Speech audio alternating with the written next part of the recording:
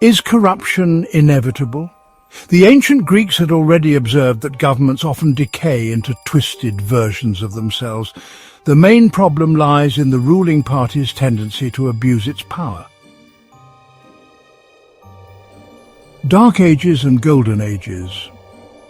Before explicitly conceptualizing social cycles, there was the notion of Dark Ages, characterized by poor leadership, wars, famines, and technological or artistic stagnation, and Golden Ages, periods of peace, abundance, and social progress.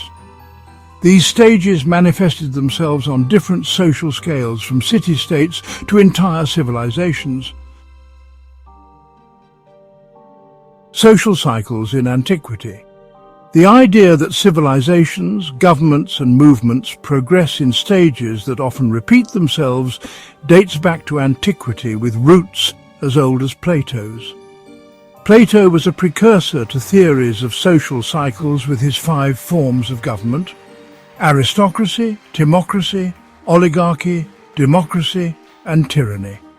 According to him, the degradation of aristocracy towards tyranny occurs because of the imperfect interests of the ruling classes. Before we continue, please don't forget to subscribe to the channel, like the video, and share it with your friends. Thank you for your help.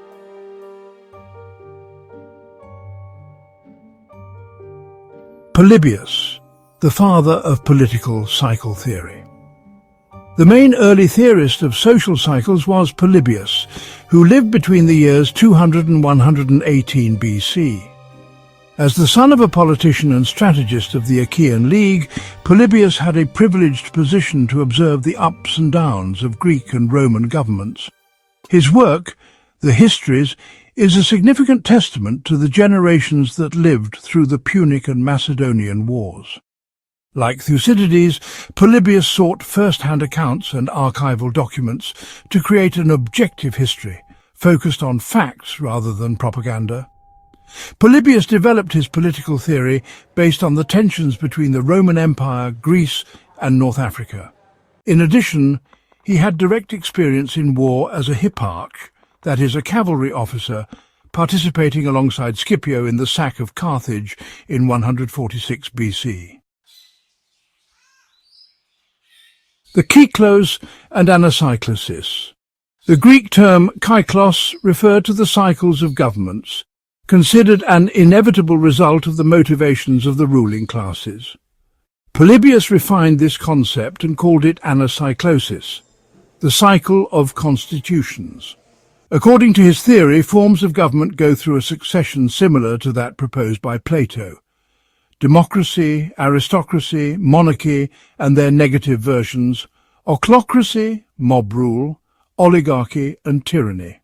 Society begins in a state of ochlocracy until a dominant leader establishes a monarchy. Polybius cited Philip II, father of Alexander the Great, as a good monarch for his morality, diplomacy and military skill. Over time, the monarch's descendants lose their original virtues, and the monarchy degenerates into tyranny. The tyrant's abuses lead prominent citizens to rebel and replace him with an aristocracy.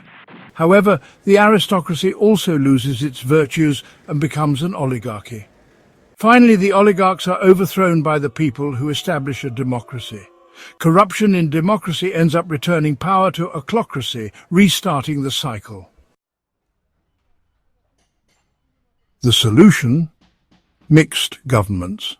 To counteract this cycle, Polybius advocated for mixed governments that combined elements of monarchy, aristocracy, and democracy.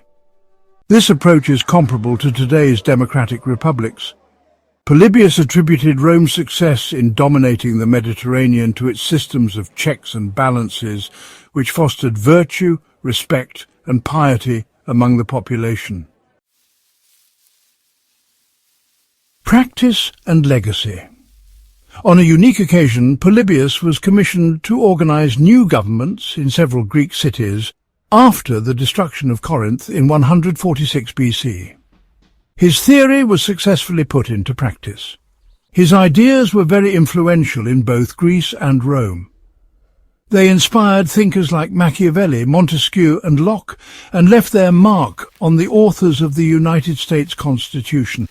Even Cicero adapted the concept of Anacyclosis, believing that Rome could escape the cycle as long as it maintained its virtues, a vision shared by the founders of the United States regarding their own republic.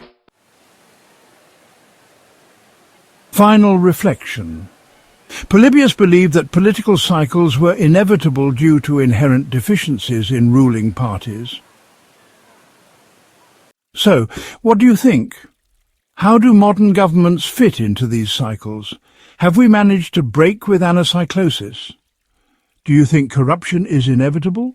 Leave your comments on this video, and please don't forget to subscribe to the channel, like the video, and share it with everyone. See you next time. Do good without looking at whom.